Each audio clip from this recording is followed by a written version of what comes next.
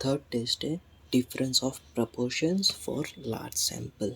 तो इसकी स्टेटिस्टिक्स क्या है, z equal to small p1 minus small p2 divide by under root pq into 1/n1 plus 1/n2। इसको अगर ध्यान से देखें तो ये हमारे सिंगल प्रोपोर्शन के इक्वेशन जैसा ही है, ठीक है। यहाँ पे है small p minus capital P और यहाँ पे है p1 माइनस p2 और इसमें अंडर रूट pq/n था और यहाँ पे pq into 1/n1 plus 1/n2 है, ठीक है। ये याद है तो ये भी एकदम इजीली याद हो जाएगी। और इसमें क्या किया है, pq को अंदर मल्टीप्लाई कर दिया n1 की वजह से p1 q1 लिखा है और n2 की वजह से p2 q2 लिखा है। और इसमें n क्या है हमारा सैम्पल साइज, स्मॉल p क्या है सैम्पल प्रोपोर्शन और कैपिटल P क्या है टोटल पॉपुलेशन प्रोपोर्शन। और कैपिटल P की क्या फॉर्मूला है n1 p1 plus n2 p2 divide bye n1 plus n2। ये स्मॉल p है और ये कैपिटल P है, ठीक है। q क्या होगा 1 माइनस p और p1 क्या होगा हमारा x1 बाय n1 और p2 होगा x2 बाय n2 और x क्या है नंबर ऑफ सक्सेस। तो हमें क्वेश्चन में कौन सी कंडीशंस दी होगी तब हमें पता चलेगा कि हमें ये वाली टेस्ट स्टेटिस्टिक्स अप्लाई करनी है। तो उसकी पहली कंडीशन है n ग्रेटर देन 30। तो इससे हमें पता चल जाएगा कि ये लार्ज सैम्पल में आती है। n1 n2 होगा क्योंकि इसमें डिफरेंस है ना, डिफरेंस ऑफ प्रोपोर्शंस, तो हर एक प्रोपोर्शन के लिए डिफरेंट n होगा। तो इसके लिए n1 n2 इसका ही है ये पार्ट। और या तो हमें x1 x2 दिया होगा या फिर p1 p2 दिया होगा। और अगर x1 x2 दिया है तो हम p1 p2 फाइंड करेंगे और अगर p1 p2 दिया गया है तो हमें एज इट इज़ ही इसमें पुट कर देना है। तो p1 p2 क्या है हमारा दो है ना p1 p2, तो डिफरेंट ऑफ प्रोपोर्शंस, तब हमें ये वाली टेस्ट स्टेटिस्टिक्स अप्लाई करनी है, ठीक है। क्वेश्चन पे आते हैं। क्वेश्चन 1 है random sample of 400 men and 600 women were asked whether they would like to have a flyover near their residence. 200 men and 325 women were in favor of the proposal. Test the hypothesis that proportion of the men and women in favor of the proposals are same at the 5% level of significance। तो ये हमें proposal में कितने जन हैं उसकी test hypothesis test करनी है, ठीक है।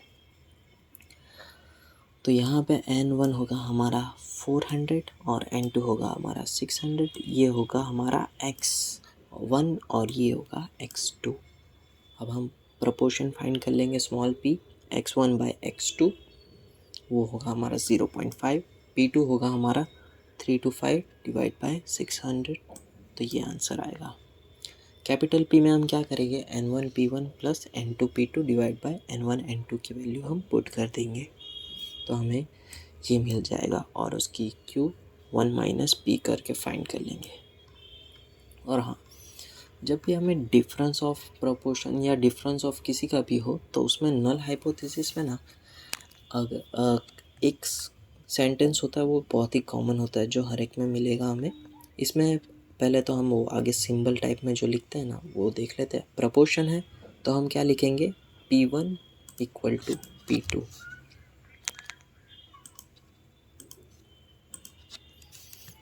p1 इक्वल टू p2 लिखेंगे, ठीक है। साइड में हो जाता। प्रपोर्शन के लिए हम लिखेंगे p1 इक्वल टू p2। तो उसका सेंटेंस क्या होगा कि there is no significant difference in proportion of, फिर जो भी हमारा क्वेश्चन है उसका एक की पॉइंट लिख देंगे। अभी तो ये प्रपोर्शन के लिए हुआ और अगर हमें मीन दिया है तो हम क्या करेंगे μ1 इक्वल टू μ2 लिखेंगे। तो सेम वही sentence there is no significant difference in mean of, और अगर स्टैंडर्ड डेविएशन लिखा है तो हम लिखेंगे S1 इक्वल टू S2 और सेम वही sentence there is no significant difference in standard deviation of, फिर जो भी हमारा सवाल का की पॉइंट है वो लिख देंगे। यहाँ पे हमें प्रपोर्शन दिया है तो हम लिखेंगे P1 equal to P2। There is no significant difference of proportion of in proportion of. इसमें की पॉइंट क्या है हमारा, man and woman in favour of the proposal.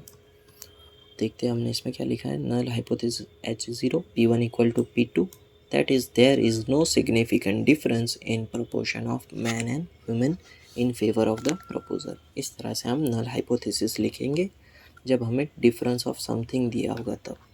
इसमें प्रपोर्शन है तो प्रपोर्शन।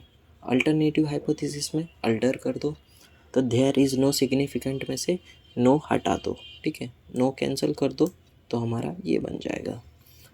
लेवल ऑफ सिग्निफिकेंस हमें दिया है 0.05। टेस्ट स्टैटिस्टिक्स की हम फॉर्मूला अप्लाई करेंगे, सब वैल्यू पुट कर देंगे, आंसर मिलेगा हमें माइनस में तो उसको हम मॉड्यूलस लगाकर प्लस कर देंगे।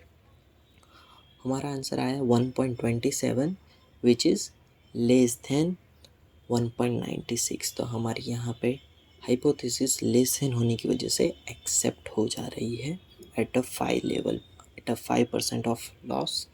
There is no significant difference of opinion between man and woman in favor of the proposal। कुछ नहीं किया है, यही सेंटेंस वापस लिखा हुआ है। क्वेश्चन 2, इन अ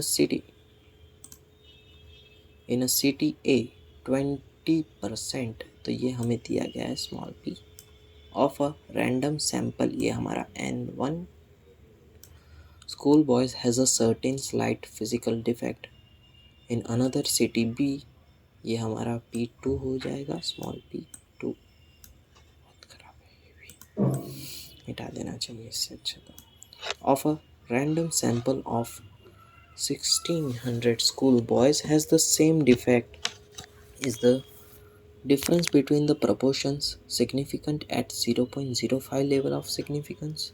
तो देखते हैं हमें क्या करना है। पहले तो हम गिवन डेटा लिख देंगे और इसमें हमें P1 P2 दिया है तो x, हाँ तो इसमें x नहीं दिया है, ठीक है, तो इसमें हमें x नहीं दिया है तो हम P1 P2 हम कैपिटल P वाली फॉर्मूला में पुट कर देंगे और हमारा आंसर आ जाएगा ये और Q का आंसर आएगा ये। नल हाइपोथेसिस में हम लिखेंगे वही जो अभी हमने डिस्कस किया था, P1 equal to P2 there is no significant difference in proportion of 2 city school. इसमें 2 स्कूल्स की बात हुई है ना, 2 सिटी स्कूल के बॉयज़ की, तो वो लिख देंगे की पॉइंट और उसमें अल्टरनेटिव में अल्टर कर देंगे, नॉट इक्वल टू और नो हटा देंगे यहाँ से। लेवल ऑफ सिग्निफिकेंस हमें 0.05 दिया है, स्मॉल P1 P2 की वैल्यू पुट कर देंगे और कैपिटल PQ की वैल्यू पुट कर देंगे और N1 N2 की, तो हमें मिलेगा 0.9169 जो लेस देन है हमारे क्रिटिकल वैल्यू से। क्रिटिकल वैल्यू तो अब याद हो चुकी होगी 1.96।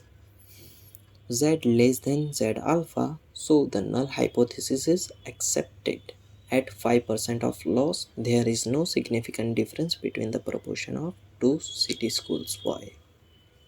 और यहाँ पे हमारी डिफरेंस की भी, डिफरेंस ऑफ प्रोपोर्शन की मीन डिफरेंस ऑफ प्रोपोर्शन की टेस्ट एंड होती है।